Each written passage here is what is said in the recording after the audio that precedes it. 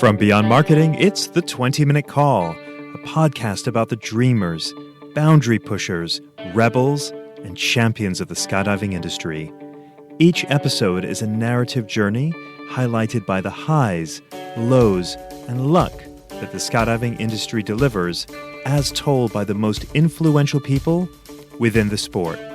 If you've ever dreamed of becoming a skydiver, perhaps opening a drop zone, or becoming the next world champion, check out the 20-Minute Call hosted by me, James LeBarry. Tony Peralta, it's a pleasure to meet you. Thank you very much. It is an honor for me as well, James. Thank you very much for having me. Yeah, it's an honor to speak with you. And, you know, for our guests listening, this is the first conversation, aside from a couple of minutes in Eloy, that we've ever really had. And you know, sometimes with my guests, I know them, I know a lot about them. But with you, I don't know a lot about. But I have observed you through the years, and I can tell by the way you carry yourself that you're somebody I want to know. There is a positivity that comes off of you, Tony, that tells me, and maybe you can tell me if I'm wrong, but there is a great sense of pride that you carry. You are a proud Latin man, a proud American citizen, a man who loves his family, a man who loves skydiving, a man who loves the people of skydiving, a man with a big heart and humility. That's what I feel from you, and I've never really even spoken with you. I'm sure you're not going to tell me I'm wrong about those things, but that's the vibe I get. Well, thank you very much. I'm a very emotional person. I wear my heart on my sleeve. If that's a vibe I'm putting out there, I am so grateful for your feedback, because everything you mentioned is what I strive to be. My family is the most important part of my life. That's been my priority, because my family is giving me, and it is the sense of pride that you speak of. I was a single father with my daughter. I got into a lot of trouble in my earlier days, and when I got back, I got out of a lot of trouble in a time in my life where I was starting brand new. I'm an addict and an alcoholic. I've been clean for 30 years now. Right about the time. A couple of years prior to me starting to skydive again. When I found a drop zone, I was fresh out. I got out of prison. I was starting a brand new leaf. I'd been an addict all my life, and staying sober was the biggest thing on my priority of my life, and trying to get custody of my 2-year-old daughter. My daughter was born 11 days before I went to prison. I got out of prison with knowing that I needed to stay clean if I was going to make any decent run of this. There's a long story with my daughter's situation, because initially I was like a runner-up guy. Her mother said that I wasn't her father, and I knew she was. It was a bad situation. We were both addicts. I convinced her to stay with me for whatever reason. I could barely take care of myself, but somehow she decided to stay with me. And I told her, she got out pregnant. We were split up, but we were together for 5 years, James, and never got pregnant the whole time we were together. So then we split up, and I'm using pretty bad. I'm drinking really bad every day. I was living an addict life. She became pregnant during this breakup we had. So we had been together for so long, and we never got her pregnant. She didn't believe I was the child, with good reason, you know, either the dope I did all the years, but I could understand that. Get to the other part is that she stayed together during the pregnancy, and when Melanie was born, it wasn't like a big celebration for me that I knew she was my child, and that I was just going to step in and raise her as my own. That's what I was willing to do. You know, I wasn't, my rationality and stuff, I wasn't a very clear thinker back then. But the more everything changed in my life, the moment she was born, and I held her in my hands, and I knew she was my child. I knew it. I say the story is, that God, me, and Melanie, the only people in the universe that knew she was my child. But nobody else even entertained the thought. And I was certain of it. I'd never felt anything like that in my life. So 11 days later, I go to prison on a dope charge. It was the best thing that could have happened to me in my life because I was going nowhere fast. So I was 31 years old already. I had done 6 years in the United States Army as a paratrooper in 82nd Airborne Division, but it didn't. I was living a reckless life since I was 15 years old. So I go to prison. I do my time. I get paroled early. I'm not proud of it, but it was necessary for me, and I'm grateful for that experience. The prison experience here, especially here in Arizona. I was a grown man, and I had to play by the rules of a different type of society. It has a big part of who I am. I think I grew up in being locked up because I had to be. I had never really taken care of myself. I was at home, and then I went to the Army. So I had 3 houses and a cot, and I would work, but I wouldn't work for anything other than drinking and the dope. So anyway, knowing that Melanie was my child, and I had given the address to the parole board that I was going to be staying with her mom. I got paroled, and Melanie and her mom went and picked me up. And that 5 minutes, I hadn't even been out of prison 5 minutes, and everything that put me there was in the car waiting for me in the parking lot. I didn't know if I was going to be able to stay clean because I didn't really look at myself as an alcoholic until I went to a meeting in prison because it would look good for the parole board, not for my own. I didn't come to that own conclusion. They said, "Hey, man, it'll look good at the parole board if you're programming," because they looked at my jacket, and I had a pretty extensive alcohol-related incidents over not a violent criminal, but DUIs and assaulting police officers and just disorderly conducts and stuff like that. So anyway, I went to a meeting, and there was a guy I worked with in the kitchen. His name was Bobby. He's a lifer. He'd probably already kicked down like at least 20 years already. But we worked together in the kitchen, and he was speaking at the first AA meeting I went to on the yard. He says, "You guys are wasting my time. You guys are in here. You're not in here for real. You guys think you're going to get out on the streets, do the same thing you were doing. They got you in here, and you're not coming back. You're wasting my time. Get out of here." He was pretty adamant and a little vocal about it. But at the end of the meeting, I worked with him in the kitchen, and he called me over. "Hey, Peralta, come here, man." And he handed me the book of AA. And he goes, "Hey, man, read this. You don't belong in here." Because I worked with him in the kitchen. And I took that book to my house that night, James, and I read a book. The first time I had read a book and I don't know how many years, but my life was in those pages of the book of Alcoholics Anonymous. I was terrified of getting out, that I wasn't going to be able to stay clean when I got out.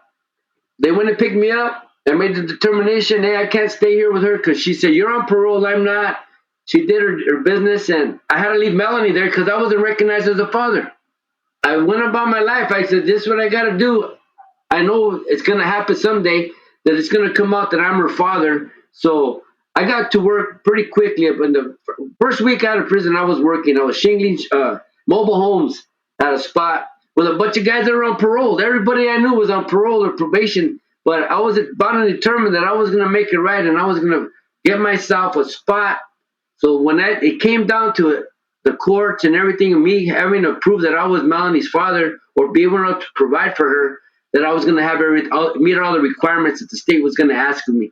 So I worked, I stayed clean.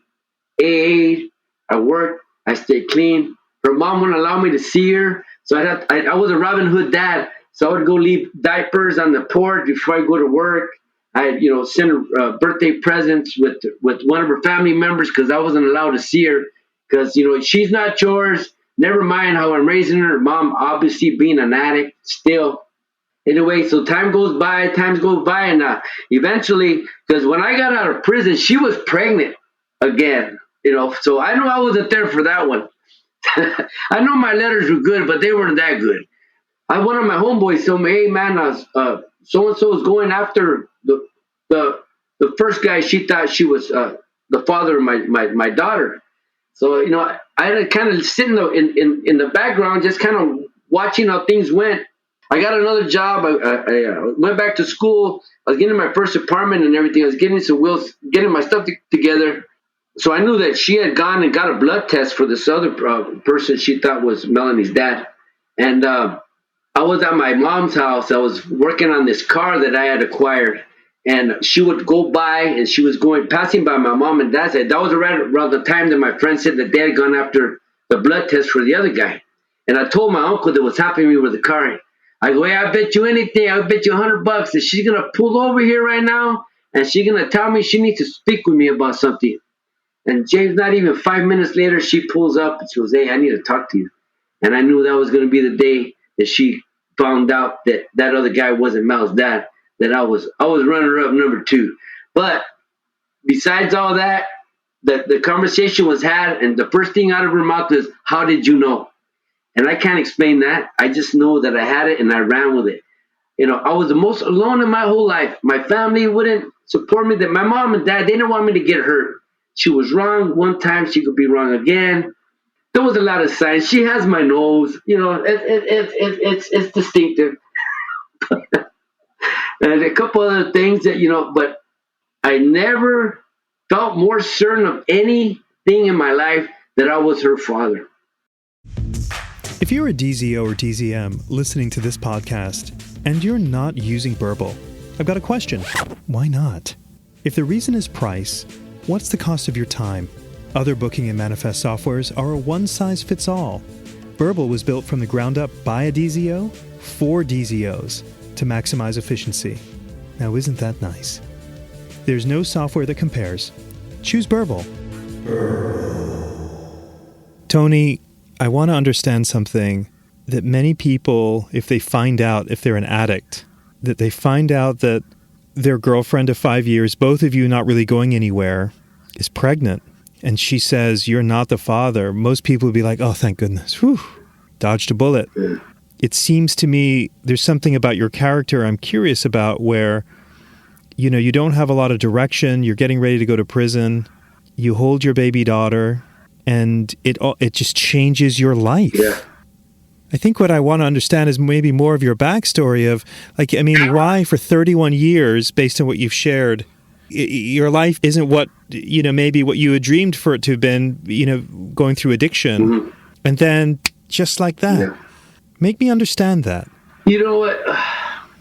When I look at it now, that one moment in time of me actually putting my hands on my daughter, it was something. It's beyond description as far as I said. There was a connection that it was something that I had never ever experienced in my life before. It took a while for the certainty to sit in. I never doubted it. After that moment right there, that's the thing that's really. I'm a spiritual person more or less now. Was born and raised Catholic. My mom's a big praying person, and my belief system had been rocked here and there. But during that time that I wasn't in Mal's life, and holding on to the hope and preparing myself for the day when I would have to take care of Melanie full time, because I had to make it right.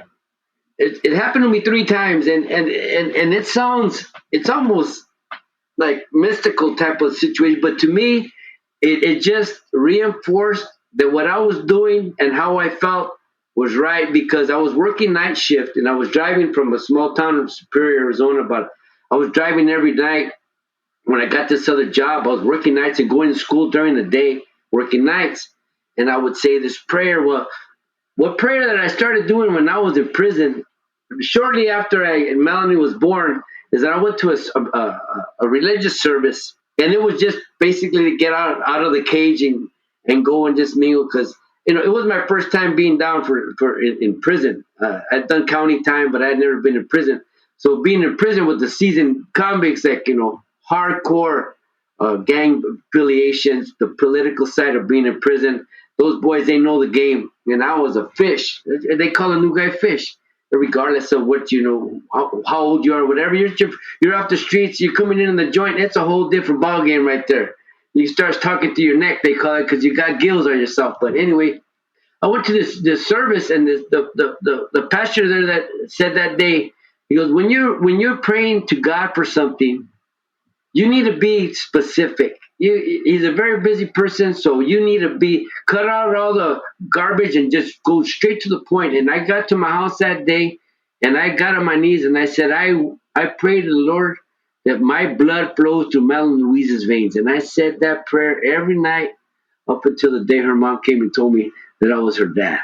Then we did a blood test, 99.98 for all you people out there. So, but I was willing to take Melanie even before that and just run with her. But obviously, she didn't know who I was. She was almost 2 years old. She had a new baby sister. So I couldn't just run with her. So gradually, I'd go and spend time with her.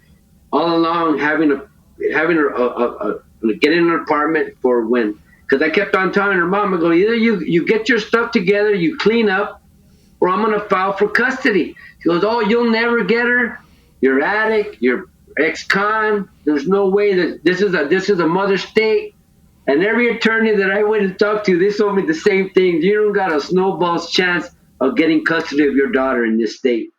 But I wouldn't take no for an answer. So sure enough, she started.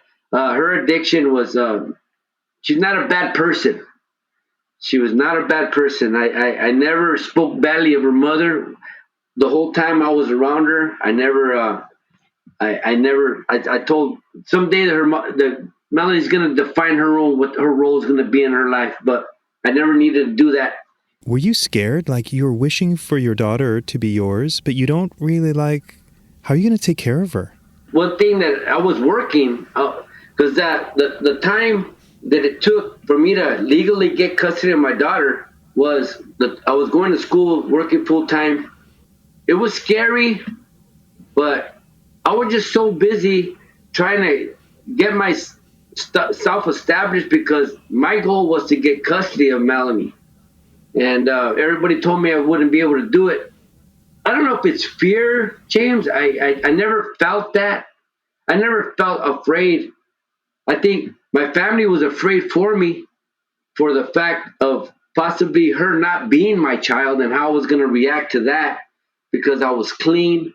That was the biggest thing for my family, me being, I'd been using since I was I started getting high like around sixth grade and, smoking pot. And I've come from a small mining community that's just what we did. I wasn't the only kid on the block that had that type of upbringing. We liked to party. I was in the lowrider movement, Chicanos and all this stuff. I was never really in the gangbanging, but we used to like to party a lot. It came to a point where I was filing for custody for Melanie. Attorneys told me I wouldn't have a chance. So I went to the law library and I did all the filing myself. I got the filing, did all the affidavits, whatever was required. I filed for custodial, for full custody.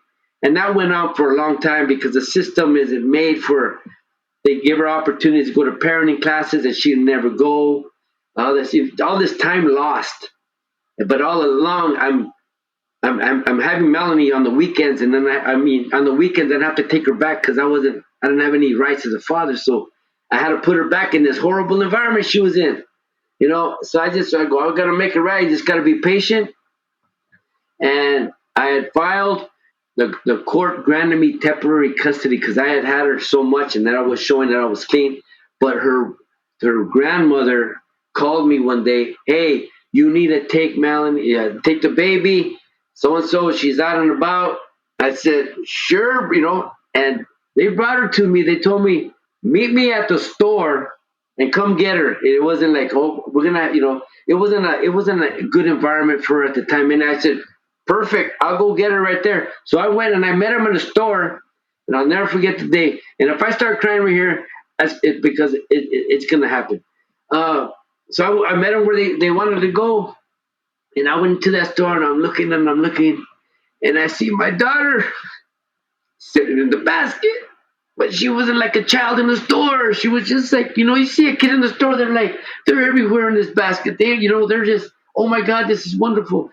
Her spirit was, she was busted, man. And she had her head down and I went up to her, hey, mija. And she looked at me. She just grabbed me. She just grabbed me. And she never went back there after that day. She's been with me, and she never went back. Her mom would come poking around, and we'd go hide out. And she never called for her mom because she saw the differences of the life that she could have with me. Like I said, I never spoke badly of her mother, but she just could see the conditions that she was in, and then the environment that I was trying to provide for her. It counted for something, man. She had clean clothes. I'd go pick her up some weekends, and I'd be there early in the morning, and I'd go knock on the door, and she'd come up, she'd open the door. She was unsupervised. There was nobody there. Her mom was still in the back or whatever, and I go, let's go. And she just run in there and get a shoe or whatever, and with one sock on and her hair all messed up. And she'd get in the car, and I'd go and we'd take off, and I'd get her all cleaned up. We'd just go to a park. And, I'd have to take her back, though. But until that day that they brought her to me, and she never went back again. She never went back with her mom again after that. It was a situation that, like I said, they gave me temporary custody of her. So we finally got to the hearings, and I did all the filing. I waited on my time. I had everything ready for it. I had a job. I was going to school. I had my own apartment, I had a vehicle, transportation. I got my license back. It took me 11 years to get my license back, but I was hitting on all 8 cylinders, and I had a bunch of people that knew me in the time of my life before Melanie. Like, I was leaving Melanie out at the sitter at 7 o'clock in the morning, and I wouldn't pick her up to 11 at night for a year and a half till I finished school. And I was paying them $75 a week for that. So I didn't do it by myself. But people saw the effort I was doing I just wanted to make it right for my child. And finally we get to the court after all this other delays and everything. And the court, the accusations of the environment that she was in, that was actively using people around her environment. And then her accusations that I'm the one that got her. But we just went back and forth. But I was representing myself in there. The judge said, he goes, before I render any type of decision, you two are going down to adult probation and going to submit your analysis test. And I looked over at her during the hearing. She didn't look nervous or anything because I was clean. I was good. It was in Florence, Arizona. It's an old Western. The bailiff was a Barney Fife-looking gentleman. He had a bolo tie, skinny as a rail. But he escorted me down there to adult probation. I went and took care of my business, James, and I came out not even 3 minutes. It was an old office building downtown, and he's got the doors flung open. There's a person on the floor, and he's looking down the street. He goes, Mr. Peralta, I'm not at liberty to discuss your case, but the other party involved in your case just threw her purse down and ran down the street. She was dirty. She didn't want to submit to a urinalysis test because she would have lost her Melanie. She would have lost the baby she had, her sister, and then she was pregnant again. I got full custody of her. With her, she got visitation, the order in the mail that weekend. We went to Red Lobster, and she ate all my crab legs. But we were celebrating something. It wasn't a celebration that we won kind of thing. It was just something that nobody can try and take you away from me anymore. And we grew. I raised her by myself. Teenage years, provided a stable home for her. She wasn't, her teenage years, she had a lot of liberty. She was a mall kid. She started working when she was 15. And now I have a grandson that's flying in the tunnel. I raised Melanie at the drop zone on the weekends. When that time, those weekends that I would have her, she'd be at the drop zone with me. So everybody at the drop zone was like, they gave me a refuge. And they shared the passion of skydiving. And I came up with an old school by a gentleman, Rigger Bob Sprague. He used to work with Handsome Dave DeWolf out in Illinois in the early days. I drop his name all the time because I'm proud to have come from his skydiving facilities, Arizona Aerosports. A lot of great skydivers came out of that spot. Greg Gasson, Steve Curtis. So I'm proud to say that I came from Arizona Aerosports. If you're a fan of the 20-Minute Call, I'd like to invite you to be a member of a budding community with me on Patreon. By becoming a patron of the show, you can join me behind the scenes to discuss options for future guests and gain access to some show swag. It's pretty sweet. Details on how to become a patron can be found in the show notes. Okay, back to the show. Tony, I knew I wanted to meet you. You are a special human being. When I think about what you just told me, for those that are listening, you just relived it. I watched you relive it, and your eyes are sort of, as you're telling it, sort of looking up. And I could literally, as you talk about her being a teenager, I'm seeing her grow as you talk to me. And I know there was this Will Smith movie many years ago where he had custody of his child, and they were poor. And this guy had to, I can't remember the name of it. The Pursuit of Happiness. The Pursuit of Happiness. Pursuit of Happiness, yeah. I remember Will Smith movie, great movie, yeah. It kind of reminds me, but you're the real deal. So that is such a story of redemption, because it sounds like the first 30 years of your life were, battling addiction. And since that time, you've been living this incredibly full life. Yeah. When I scroll through your Facebook, I feel like I'm seeing a guy that is high on life with his family, high on life on skydiving. It's like you can't get enough. I'm very fortunate. I know I'm very fortunate. I've seen a lot of guys that have asked me that are going through things with their children, custody of their kids, Not that I'm selfish with it, James. I'm not. But one of the first things I'll ask a person that approaches me, how I went about getting custody of my daughter, because without attorneys, they're gonna milk you. But before I even start explaining anything to them, I ask them one question: Are you ready to take care of this child 24/7, 365 for as long as you have to be there her whole life, 18 years, or are you just pissed off at her mom this weekend? Because if it's the latter, then don't waste my time, because you don't got what it takes to do what needs to be done, and it's not easy. Like I said, the waiting game, the system is relentless. But I've never been more driven. Oh my God, I was on fire. Nobody could stop me. My mom, my family. That was the most alone I'd ever been in my life, because nobody had me. Nobody had my back, man. I only had one homeboy that told me that Melanie, she could be yours, loco. And I said, but he's past since. But I would never. They call him Crisco. Hey, loco, she could be yours. And he's the only one that even remotely said anything. And this whole, and all the people that I know, and it was a blip. But I remember him saying that clearly. I never wanted to say like I was in the clear, like you said, like most guys say, oh, I'm pregnant, and they want to hit the bus out of town kind of situation.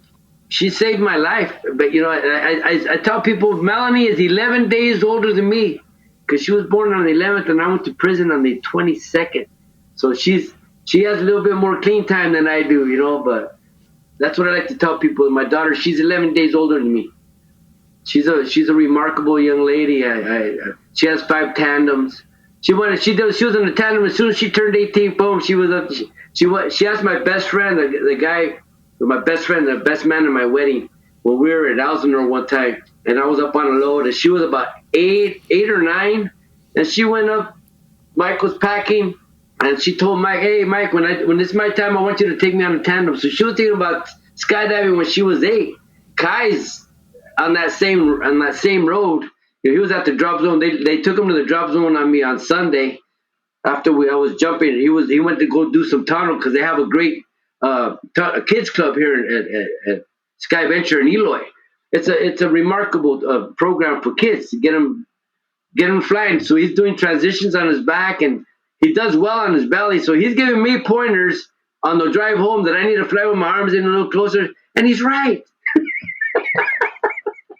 It seems to me that she saved your life and you saved her life. Yes. Somewhere skydiving fits into this story. Absolutely. How did you get into the sport? Well, I was a paratrooper in the United States Army in the 82nd Airborne Division in 81, 87. Most people say you go to the military and you're going to get straightened out. But to me, it had a 180 effect on me. I don't mean this with any disrespect to any paratroopers out there. But they used to call the 82nd Airborne the jumping junkies, man, from the Nam days, and, addiction and and it was a part of the barracks life. As soon as I got up, they went to pick me up, and I was a cherry and 80 deuce. I went to my room. First thing they asked me, hey man, you smoke? And they started messing with the tiles and they started blowing weed in there. I said, cool, I'm gonna fit right in here, So we stayed high. Like I said, I don't mean any disrespect to anybody out there, but before they brought the UA in, and I don't know, it was about 82, 83, 99% of my battalion, we failed it, So I don't know if it's a systematic problem with that, but that was with me. I'm not saying it, but I never had any ambition. I was a paratrooper. I'm still a paratrooper every day. I wear my wings everywhere I go. My father was a paratrooper. My brother was a paratrooper. But I never had any ambition of doing any free fall at all because I was too busy getting high. On the weekends, I wasn't thinking about going to fight in a parachute club. I didn't even know about what a sport rig looked like. One of the NCOs in my battalion was going out for the Golden Knights.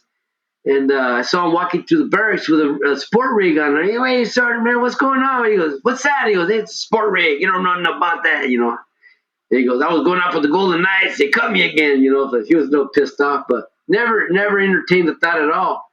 So when I got out and I was working, getting my life, I go, man, I'd love to put my ass in the blast and the knees in the breeze again, So a friend of mine had a card for a gentleman that was a jump master at Arizona Aerosports out in Maricopa with Bob Sprague's outfit. And the guy ended up being my best friend and my best man in my wedding, and he saved my ass in a ASL dive because I was freaking out of free fall. At the terminal, I was pulling on my back, old rigs. I was jumping a 288 F-111, and I wasn't even face to earth, and I was chipping. I was going to my Army exit, and I was chipping and pulling on my back, flipping through risers, 3 jumps in a row. So they took me up a little higher so I could get stable. So I went up to 10.5 of my best friend and best man at my wedding, and I got out, got stable, and I was doing all my practice turns, and I know what it's like to not have any intention of pulling because I had no intention of pulling my main that day because he was giving me the pull signal, and all the lights were on, nobody home, James, and he ended up deploying my main parachute for me. When I landed, he had my ripcord in his teeth, but I was stable, and I went up again, and I've been fine ever since. Rigger Bob told me I was just a big old chicken shit. He goes, yeah, you Army guys, you gotta bust that damn chip, bust your head open and take that chip they put in there the way you guys get trained. And he was right. Because there was no running water at that drop zone. A couple porta potties, they had a power to the trailers for the students and stuff like that, but it was hot Arizona summers, but the people there, James, gave me something that I treasure. They accepted me and Melanie oh my God, it was a life changing, and these people are my brothers and sisters now, aunts and uncles to Melanie, always have been there for us through thick and thin. I value the community of skydiving so much. Years ago, I had a letter published in Parachutist, just counting my blessings. I lost a friend in a skydiving accident. I was there. I witnessed it. It really hit hard with me. I took into account what the sport had given me. That I had lost someone that the sport had given me, and I was feeling bad because I know she knew I loved her. I know that for a fact, but I never said it to her, or I can't remember saying it to her. And this woman, her energy and the love that if you're having a good day at the drop zone and she showed up, your day just got exponentially greater. And I told myself I'll never have that doubt of telling somebody that makes me feel as good as that. I'm going to tell them that I love them. And I do that a lot, and I think it's catching on with a lot of people. I don't know if it's a mutual thing that's going on in the skydive community, because when you get a hug at a drop zone, it's for real. It ain't no little, just a formality. It's a boom, come here, give me some love, boom. It's a beautiful feeling to have that all around you all the time. That's where you want to go back. I'm an addictive person. You can tell that. But now it's just the positive things. I say to people, I want to be the kind of person that people look forward to seeing again. And I don't want to let them down. And the Hall of Fame events, oh my God, they're treasures out there. The stories, we got to keep them alive, man. We're finding a 3-digit D number out there. You better take advantage of that. You better take advantage of that. Let them know that you appreciate them. Because we ain't nothing without them. We wouldn't be where we are right now without them. And they're still out there, man. And they're still loving the sport as much as we do now. I love that stuff. The Pioneer Reunion of Felicity is a very unique little opportunity to be around some great history, and the stories are amazing. I'd encourage everybody to take advantage of the Hall of Fame, Felicity. You see it there's a few 4-digit D's out there still, but to find a 3 or less digit, a D number that low, they got some stories. Tony, the person I got off the phone with before we started this podcast was Jacques Estelle. Oh yeah, Jacques. Yeah. Is he back in the States? He's back in the States. That's D2 we're talking about. I've had the honor of my family is on the granite walls of Felicity. The story of my family and Awesome. The Last Dutchman. How ironic. Incredible. One thing that I feel like I have a blind spot to, Tony, is, man, you are all heart, my friend. You radiate love. You radiate this great energy as you talk about these skydivers with these, the 3-digit D license numbers, or in the case of someone like Jacques, a 1-digit. Man, you appreciate so much. You feel hard. You love hard. You live hard. But I only know we started this conversation of Tony Peralta battling addiction at age 31 before he knew he had a daughter. What was your life growing up? I mean, your father was a paratrooper, your brother. What led you to, what was life like? Where are you from? Where did you even grow up? I'm from a small mining town in Arizona called Superior, Arizona. Copper mining. Boomtown back in the day. Growing up there, my grandfather lost his life in the mine up there. But I had everything I needed. My dad made good money. My dad's a hard rock miner. He's still kicking 85. They do a full shift of work underground, and they let him. My mom, I lost my mom a couple years ago. She was my rock. Lost her to pancreatic cancer about 2 years ago, almost 3 years ago now. She worked hard, and she gave me and my brother everything, man. We were spoiled. In that community, my dad was a miner. My dad, he had faults. I started getting high. I had family around me and everything like that. It was just, there's not a lot to do in a small town like that, So, we just go to dances, and we thought we were just too cool. We didn't know anything. I didn't know any better. My dad, I would drink with my dad. I got high with my father, and I don't. It's the truth, and I don't want to. I'm not. I love and respect my dad to the max, but I wasn't the only kid in town like that. That was my upbringing. All the guys the miners. Sure, there was some men that wouldn't do that, but my dad had it hard coming up. He loved me. And like I said, I never went without anything. I didn't do that with Melanie. I didn't go buy beer. My dad, I told, don't you ever think I'm gonna be one of those cool parents who's gonna go buy you beer for you and your friends and stuff like that. Don't even think about that. But she knows what my addiction is, and she's 30 years old now, and my wife has a occasional drink here or there. But the way I was, I'm one of those alcoholics. Once too many, and a million's not enough. I'll keep on going till I run out of track, But I don't blame my folks for the way I turned out, the choices I all made. I thought I was too cool, James. I had a 4-year scholarship to ASU when I graduated out of high school, and I blew it, because I wasn't ready for university. I graduated with 75 people in my graduating class. I did well in school. I was stoned all the time, but I was smart. I like chemistry. I like numbers. I like physics. I did well on tests, but it wasn't to go to a university right out of that environment. I wasn't ready for that. And that's why I ended up joining the Army. Right after the first break I got, I was like a 0.0 grade average because I was just getting high, going to the student union, shooting pool, and looking at all them pretty girls on campus. I wasn't set for that. But I look back on it now, James, and I say that my failures were necessary to be who I am. If I would have been a straight A and done it what everybody else wanted me, I wouldn't have Melanie, I wouldn't have Kai, I wouldn't have none of this. So it was necessary, and I don't have any regrets whatsoever. I wouldn't change a thing. I made a lot of bad choices, man, and that's what got me in trouble. I thought addiction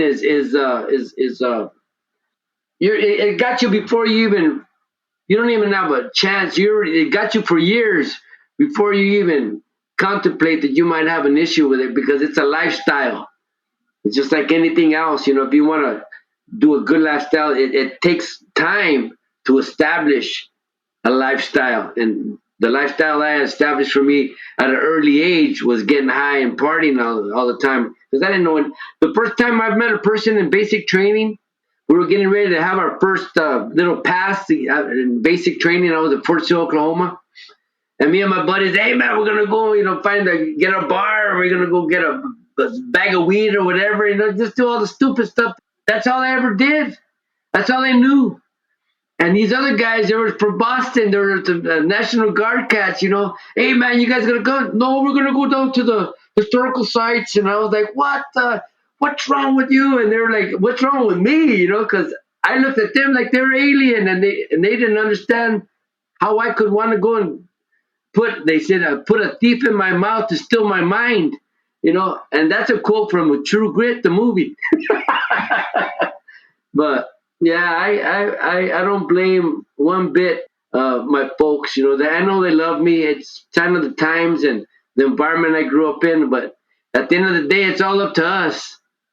We know right from wrong at an early age, But living by example is one thing I want to do for my grandson. Being a good husband to my wife. My wife, Rosalinda, I don't remember a time in my life, James, without her in it. That's how overwhelming she has affected my life. And she supports my skydiving. She knows how much it means to me. I just did a big weight camp in Eloy with Airspeed this weekend, and she just cut me loose, man. I don't have to worry about anything. She just knows how much it means to me and how much I want to be a better, safer skydiver, and taking advantage of opportunities that are presented here in our community. That it's all benefits everybody. So, but I had a blast. I had a good time. I did well. I could always get better, but Tony, before we started our interview, you were curious why you. Still am.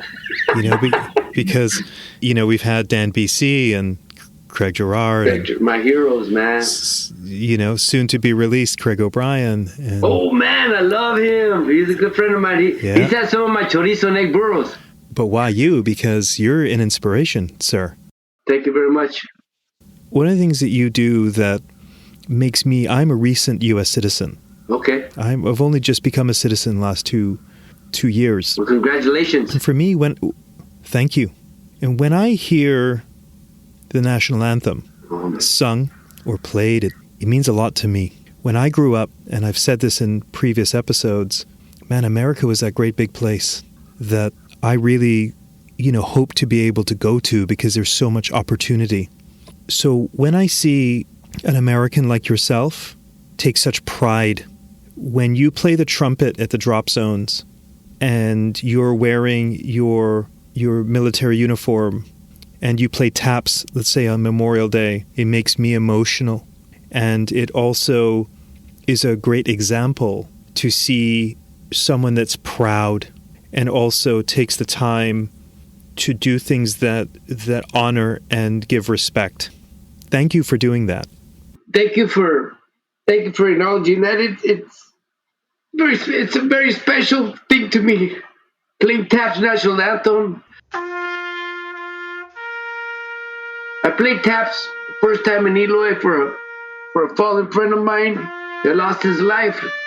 he was doing the stuff for the movies Tears of the Sun, Skydiver, Mike Barber.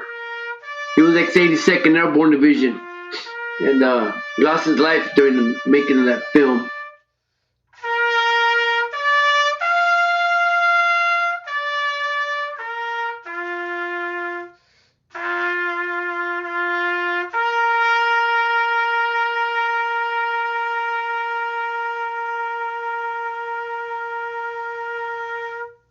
That was the first time I ever played taps at the drop zone.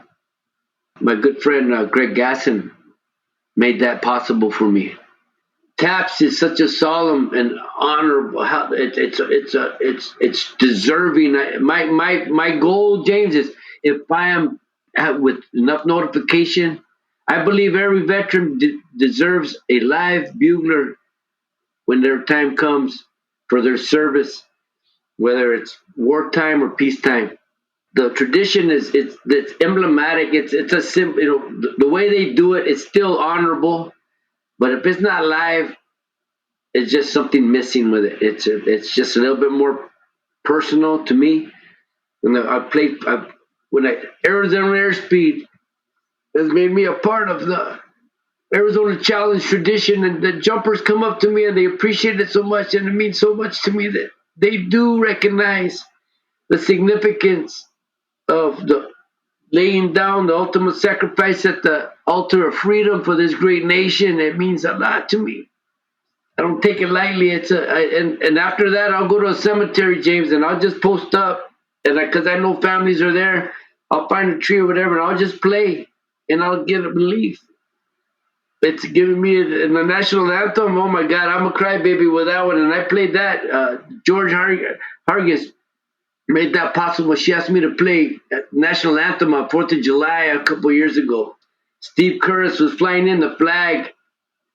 I'll play national anthem even at a little league ball game, man. It just means that much to me, because the first time I heard a gentleman by the name of Jesse McGuire for the Arizona Diamondbacks just started playing in Arizona, and he would open up the games, and I said, man, I'm going to learn how to play the national anthem. And I got opportunities to do that, and by just putting myself out there, I played for many years, and then I stopped playing. I lost my trump at Fort Bragg in the pawn shop, for the dope sack, and I didn't play for years. And then my daughter and I were out looking for a pumpkin one time. It was a cold morning, October morning. In Arizona, if you believe that, it was hot, it was cold. But there was this old mariachi. He was practicing his trumpet out there, just getting ready for a gig, and he sounded so beautiful that the sound just grabbed me. And I walked over to him. I said, "Oye, señor, you sound beautiful." And I told him I used to play. And then when I said used to play, he was like an old uncle. "Oye, cabrón, what do you mean you used to play?" I go, "Yeah." He goes, "Go back to the pawn shop, buy another trumpet, start playing again." And he planted that seed. And every time I go to a pawn shop, I'd ask if they had an old trumpet in there or something, until finally one day I found one. It was you could tell it was a pretty seedy joint, at a little secondhand little thrift shop over there. But the dude, it was like a fencing place, and they had this old con trumpet there, and I got it for they paid like $45 or $50 for it. It was all banged up, but I still have it. And my lip, obviously, if not after playing, I hadn't played in many years. I couldn't blow a note for nothing, But my fingers remembered all my notes, James. I remember my chromatic scale. I could read music still. And once I got my chops in there pretty decent, I've been playing ever since. I've been playing there. They don't call me old sweet lips for nothing. But I love it. I love that the people appreciate it, though. That's the biggest thing for me, is just that they join me and train tribute to the fallen veterans of our great nation. This podcast is sponsored by Beyond Marketing, the digital marketing agency for the skydiving industry. Now, I'm not a fan of lots of ads during a podcast. I mean, who likes ads? So I'll stop talking about how marvelously wonderful Beyond Marketing is. But if you're curious about what the amazing people of Beyond Marketing do to help drop zones and manufacturers thrive, then you should check out their website at dropzone.marketing. That's dropzone.marketing. I'm going to pivot for a moment to a different topic. And it's something that you and I have in common, but I don't know that you knew. And that is, I am from the Caribbean island of Antigua. And a few years ago, when I was home, I was very inspired because 3 gentlemen over the age of 60 and another friend, and I knew 2 of the people in this rowboat that rowed the Atlantic Ocean, 3,000 miles, from, I believe it's the Canary Islands, to Antigua. Yeah. And in preparation for our talk today, I understand that Keith, I believe he's your son. Yes, he's Rosalinda's youngest son. I consider him my son as well, yes. Right now, as we speak, Yeah. he is rowing the Atlantic in the very same race that I have been dreaming about doing myself. Wow, that is amazing.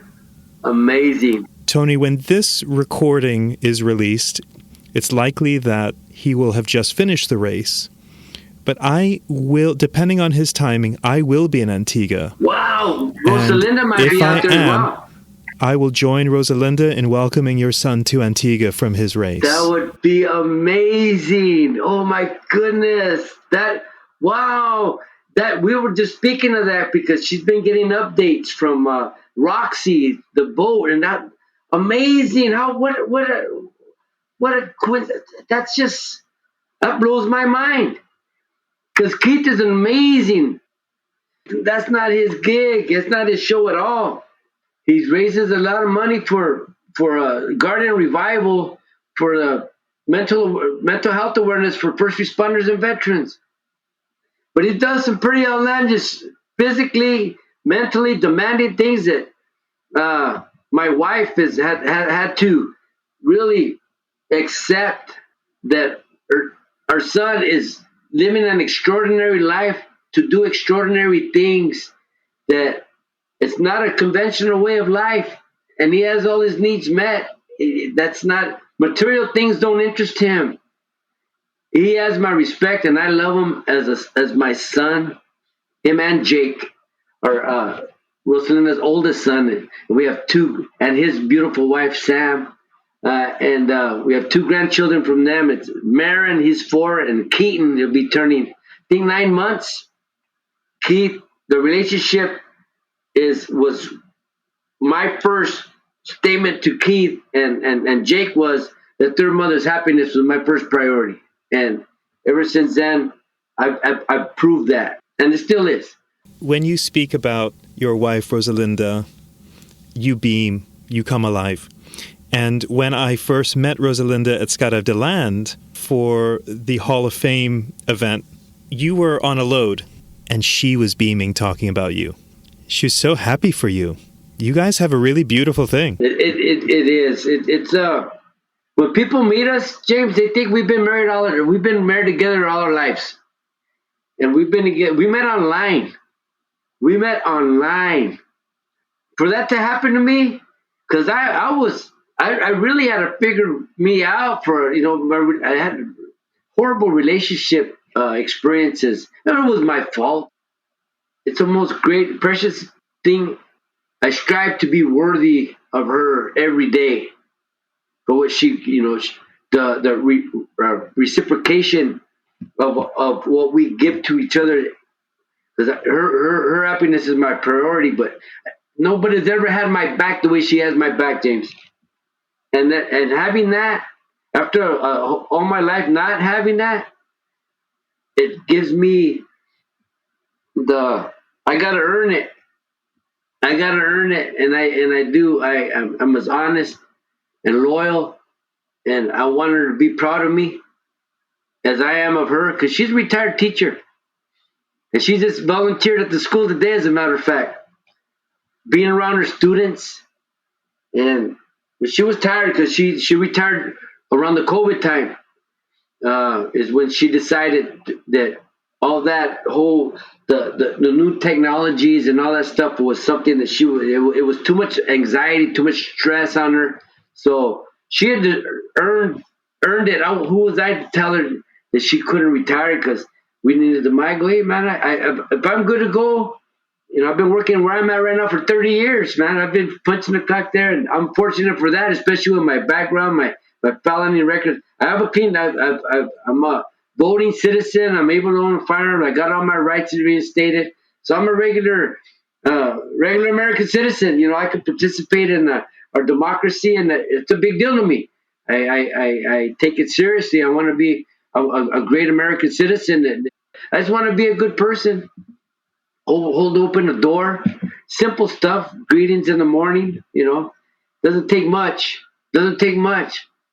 But it's got to be have some hope that we can all come together and make this place great.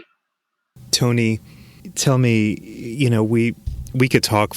Oh man, you and I could talk a lot more. But for those that are listening, I imagine people have been doing what I've been doing, which is smiling a lot through this interview or this conversation.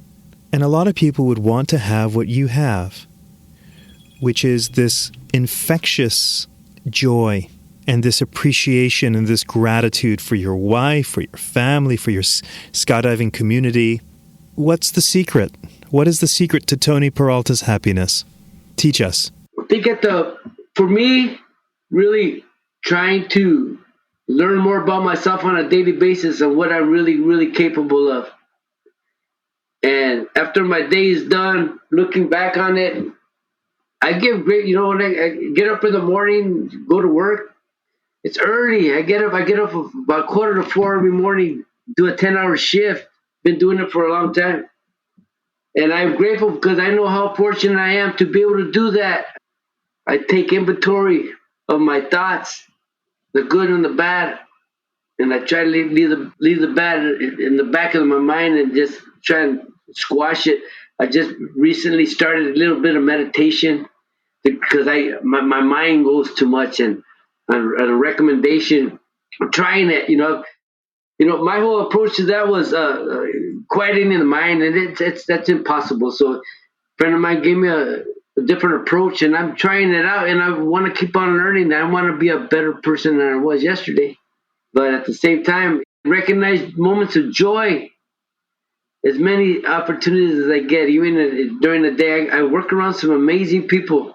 The people in the background, the people that go like they're invisible to me. I see them, and I know that I make them feel special. And I know that they are special because I go and ask them their name and ask them what kind of day they had, what they're gonna have for lunch, or just little that I show people that I care about them. That they don't go unseen, especially the people that are cleaning the restrooms at work, the groundskeepers at the drop zone, the people that are keeping it clean for us and everything, that do all the stuff that they go unseen, that make us our daily lives possible, even at the stores and everything, giving a person a pat on the back or something like that, it's trying to be the best version of yourself on a daily basis. And if you're falling short, step it up a little bit. It would be a surprise how much another person's smile gives back to you. Whew. Tony Peralta, there's a lot of life lessons. Once this is over, once we stop recording, it's going to take, I'm going to have to process a lot. In 1 hour, we have really hit some amazing aspects of your life, and I'm so grateful for your openness to share the bad and the good. You're inspiring. You're completely inspiring, and thank you for inspiring me with your story and for your amazing attitude. I look forward to seeing you in person. I'm going to give you a big hug, my friend. And I'll be waiting for it, and you'll get a big hug in return as well. And thank you very much for mentioning about the Antigua thing. Rosalinda is working on those things as it gets closer, that working on her and Keith's significant other and some other very close friends of Keith are planning on being in Antigua for when he finishes the crossing.